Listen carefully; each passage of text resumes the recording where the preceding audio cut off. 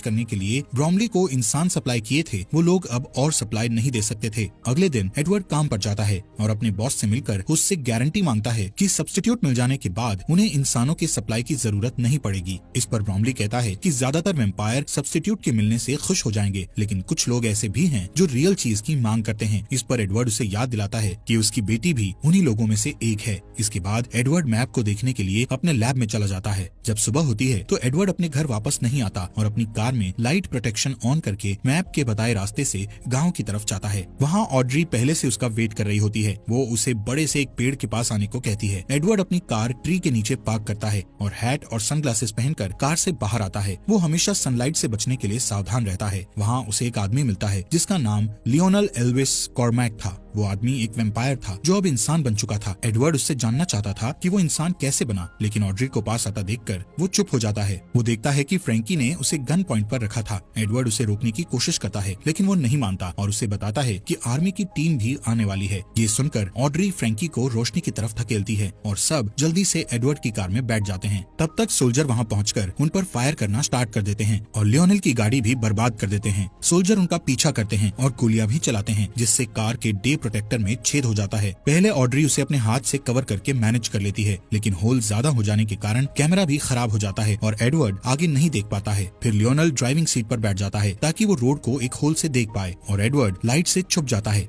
जब वो लोग कमजोर ब्रिज पर पहुंचते हैं तो लियोनेल बहुत तेजी से ड्राइविंग करके ब्रिज को क्रॉस कर लेता है, जबकि आर्मी ट्रक हैवी होने के कारण ब्रिज टूट जाता है और ट्रक ब्लास्ट हो जाती है और बाकी के लोग पीछे रह जाते हैं। रात होने के बाद वो लोग कार को नदी के पास पार्क करते हैं और लियोनेल एडवर्ड को बताता है कि वो कार में डे लाइट मॉडिफिकेशन लगाने का काम करता था, जो सूरज की रोशनी से कार के अंदर बैठे लोगों को बचाता है और कार में इस तरह के सिस्टम लगाने वाली पहली शॉप उसी की थी। लियोनेल कहता है वेम्पायर्स के लिए दिन में कार चलाना बहुत अमेजिंग होता है, क्योंकि दिन के समय सड़कें खाली होती थी, लेकिन इसमें रिस्क भी था, क्योंकि एक तो सूरज की रोशनी में दिखाई नहीं देता और दूसरा उन्हें अपने शरीर को भी सूरज की रोशनी से बचाना होता है और इस चक्कर में एक्सीडेंट होने का डर रहता है। और लियोनेल के साथ भी वही हुआ था। एक दिन जब वो दिन के समय ड्राइविंग कर रहा था तो उसे कुछ दिखाई नहीं दे रहा था और उसने कुछ खाया भी नहीं था, इसलिए उसकी एनर्जी भी कम हो गई थी और कार गलती से रिवर फेंस में टकरा गई थी। क्रैश की वजह से वो कार के साथ रिवर में गिर गया था और रिवर में गिरने से पहले कार में आग लग गई थी। जब वो रिवर से बाहर आया तब वो वापस इंसान बन गया था। उसकी बात पूरी होने पर ऑड्री एडवर्ड से कहती है कि वो भी सेफ्टी के साथ ऐसी ही सिचुएशन पैदा करे ताकि वो फिर से इंसान बन सके। दूसरी तरफ कंपनी में ब्रॉमली अपनी बेटी की कुछ पिक्चर्स देख रहा होता है, तभी फ्रैंकी वहाँ आता है। ब्रॉमली उसे कहता है कि अगर एडवर्ड तुरंत वापस आ जाए तो उस पर कोई केस नहीं लगेगा। इस पर फ्रैंकी कहता है कि ब्रॉमली उससे जो कुछ भी करने को कहेगा वो करने को तैयार है। इस बीच एडवर्ड और उसके साथी इंसान कार में अपने घर जा रहे होते हैं। एडवर्ड बार बार ऑड्री की नेक को देखता है। ऑड्री ये नोटिस करती है और उसकी पॉइंटेड ईयर्स को देखती है तो समझ जाती है कि उसे खून की प्यास लगी है। फिर वो अपना हाथ काटकर उससे निकलने वाले ब्लड को एक कप में इकट्ठा करती है और उसे पीने को देती है। एडवर्ड पहले तो मना करता है, लेकिन जब ऑड्री उससे कहती है कि वो अपने आसपास के इंसानों को सेफ देखना चाहती है तो वो ब्लड पी लेता है। कुछ घंटों के बाद वो लोग एक पुराने अंगूर के बागीचे में पहुंचते हैं जिसे विनयार्ड कहा जाता है। वहाँ एडवर्ड की मुलाकात कुछ और लोगों से होती है जिनका लीडर जार्विस नाम का आदमी होता है, जो बचे हुए इंसानों को ढूंढने में उनकी हेल्प करता है। घर के अंदर जाने के बाद वो वेम्पायर पॉलिटिशियन वेस टर्नर से मिलता है, जो ह्यूमन राइट्स के लिए लड़ता है और इंसानों की जान बचाने में हेल्प करता है। उधर कंपनी में ब्रॉमली देखता है कि उसकी मशीन इंसानों से खाली हो चुकी है और अब वहाँ कोई इंसान नहीं बचा था। रिसर्चर एक ह्यूमन बॉडी को निकाल के लाते हैं जिसमें से पूरा ब्लड निकाला जा चुका था और अब वो किसी काम का नहीं रहा था। यहाँ सीन शिफ्ट होता है और मेट्रो स्टेशन पर एक कॉफी शॉप को दिखाया जाता है जहाँ एक आदमी शिकायत करता है कि उसकी कॉफी में ब्लड नहीं है। इस पर वहाँ काम करने वाली औरत कहती है कि उसे कॉफी में सिर्फ 5% ब्लड मिलाने का ऑर्डर है, लेकिन वो आदमी नहीं मानता और एक ब्लड बैग चुरा लेता है और जब वो उसे पीने के लिए खोलने की कोशिश करता है तो ब्लड चारों तरफ बिखर जाता है, जिससे आसपास जमा सभी लोग ब्लड पीने के लिए पागल हो जाते हैं और हंगामा करने लगते हैं। ये देखकर पुलिस वाले वहाँ आते हैं और उन्हें बिजली के झटके देते हैं। अगले दिन विनयार्ड में एडवर्ड एक टेस्ट करने के लिए लियोनेल से कुछ ब्लड लेता है और उससे उस दिन के बारे में बात करता है जब वो इंसान बना था। एडवर्ड को लगता है कि सूरज की रोशनी से होने वाली जलन को कंट्रोल करने के लिए ब्लड के सब्स्टिट्यूट का टेस्ट बॉडी के अंदर ही किया जा सकता है। कुछ घंटे काम करने के बाद जब वो ब्रेक लेने के लिए लैब से बाहर जाता है तो ज्यादातर इंसान उससे दूर हो जाते हैं क्योंकि वो एक वेम्पायर था। फिर ऑड्री वहाँ आती है और उसे कहती है कि सबको उससे डर लगता है, लेकिन उसे विश्वास है कि वो उनकी हेल्प कर सकता है। एडवर्ड कहता है कि वो वेम्पायर नहीं बनना चाहता था, लेकिन फ्रैंकी ने उसे धोखे से वेम्पायर बना दिया था। फिर एडवर्ड नोटिस करता है कि वहाँ बड़े बड़े टैंक्स थे जिनमें अंगूर को खमीर करके शराब बनाई जाती थी। ऑड्री कहती है कि वो सारे टैंक्स एयर टाइट हैं। फिर वो दोनों उसे देखने के लिए उसके नीचे जाते हैं। टैंक में एयर निकालने वाली मशीन लगी थी जो टैंक के अंदर की हवा को तेजी से बाहर निकाल रही थी। ये देखकर एडवर्ड को लगता है कि वो लोग उसका इस्तेमाल आग बुझाने के लिए कर सकते थे। फिर वो लोग अपने एक्सपेरिमेंट पर काम करना शुरू करते हैं। इस बीच आधी रात को जार्विस का ग्रुप बचे हुए इंसानों को विनयार्ड लेकर जा रहा होता है, जिसमें ब्रोमली की बेटी एलिसन भी थी। तभी उसकी कार के टायर पर कोई शूट करता है, जिससे कार को रोकना पड़ता है। वो लोग अपना हथियार लेकर कार से बाहर निकलते हैं, लेकिन आर्मी उन्हें चारों तरफ से घेर लेती है और थोड़ी देर तक फाइट करने के बाद सारे इंसान हार जाते हैं। एलिसन विनयार्ड से कांटेक्ट करने की कोशिश करती है, लेकिन थकान से बेहोश हो जाती है। फ्रैंकी उसके हाथ से वॉकी टॉकी ले लेता है और लोकेशन का पता लगाने के लिए उस कॉल को ट्रैक करता है। उधर विनयार्ड में सारे इंसान अपना अपना सामान इकट्ठा करके अपनी कार में बैठ रहे होते हैं और सुरक्षित जगह जाने के लिए टर्नर को फॉलो करते हैं, लेकिन एडवर्ड वहीं रहना चाहता था क्योंकि उसे एक्सपेरिमेंट करना था। लियोनेल और ऑड्री भी उसकी हेल्प करने के लिए रुक जाते हैं।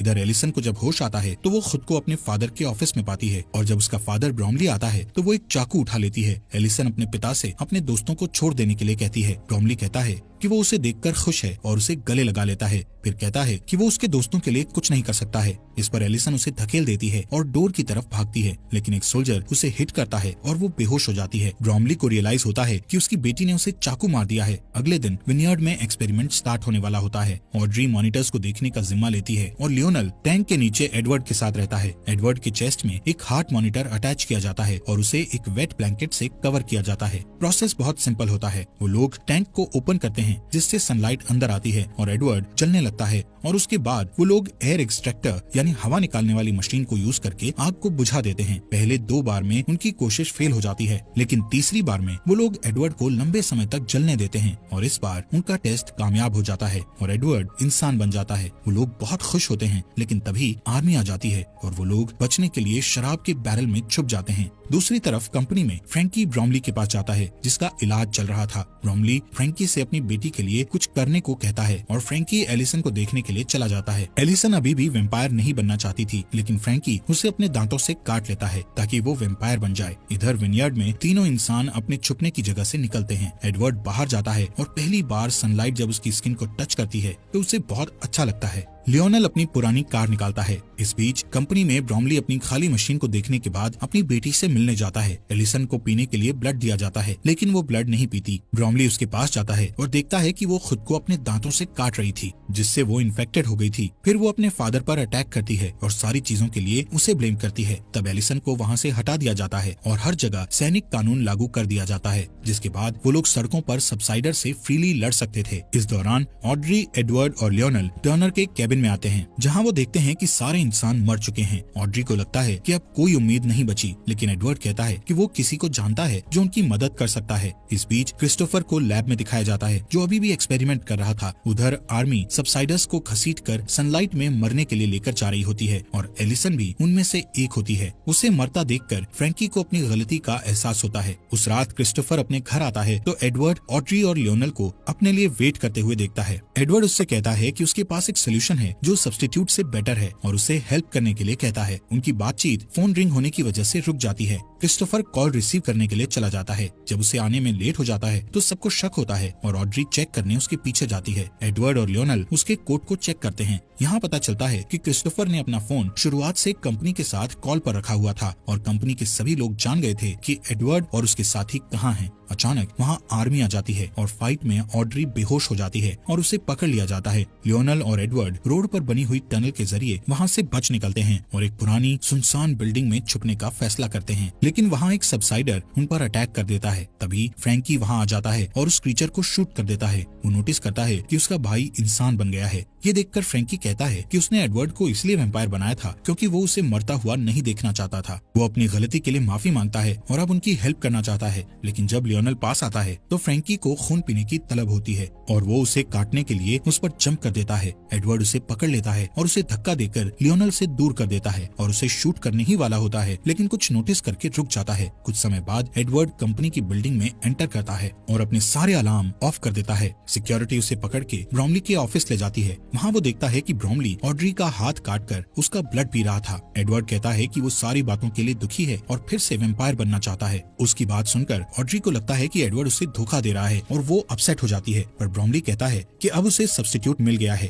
और इसलिए उसे एडवर्ड की जरूरत नहीं है और वो उसे बुजदिल कहता है। इस पर एडवर्ड ब्रोमली से कहता है कि वो भी एक बुजदिल है जो अपनी खुद की बेटी को वेम्पायर में नहीं बदल पाया। इस बात से ब्रोमली को गुस्सा आ जाता है और वो एडवर्ड को काट लेता है, लेकिन एडवर्ड कोई रिएक्शन नहीं देता क्योंकि ये एडवर्ड का प्लान था और ब्रोमली इंसान में बदलने लगता है। फिर एडवर्ड को याद आता है कि फ्रैंकी भी ऐसे ही ह्यूमन में बदल गया था। इससे पता चलता है कि जो वेम्पायर ठीक होकर ह्यूमन बन चुके थे उनका ब्लड ही सोल्यूशन बन गया था। इतने में ब्रोमली अलार्म प्रेस करके सिक्योरिटी को बुलाता है। तभी आर्मी ट्रक वहाँ पहुँच जाती है। सोल्जर अपनी गाड़ियों से बाहर आते हैं और डोर ओपन करके देखते हैं कि ब्रोमली चेयर में बंधा हुआ है। सारे वेम्पायर पागल हो जाते हैं और उसका खून पीकर अपना पेट भरने लगते हैं। इस दौरान ऑड्री और एडवर्ड कुछ हथियार लेकर नीचे आते हैं और बिल्डिंग से निकलने ही वाले होते हैं, लेकिन बहुत सारे सोल्जर आकर उनका रास्ता रोक देते हैं। इतने में एक कार ग्लास डोर को तोड़ते हुए अंदर आती है जिसमें लियोनल और फ्रैंकी बैठे होते हैं। वो सोल्जर्स को हिट करते हुए एडवर्ड तक पहुंच जाते हैं ताकि उसे बचा सकें, लेकिन जल्दी ही उन सबको वापस घेर लिया जाता है। फ्रैंकी एडवर्ड को वहाँ से जाने के लिए कहता है और सारे सोल्जर उस पर जंप कर देते हैं और उसे खाने लगते हैं। एडवर्ड को अपने भाई की मौत पर दुख होता है।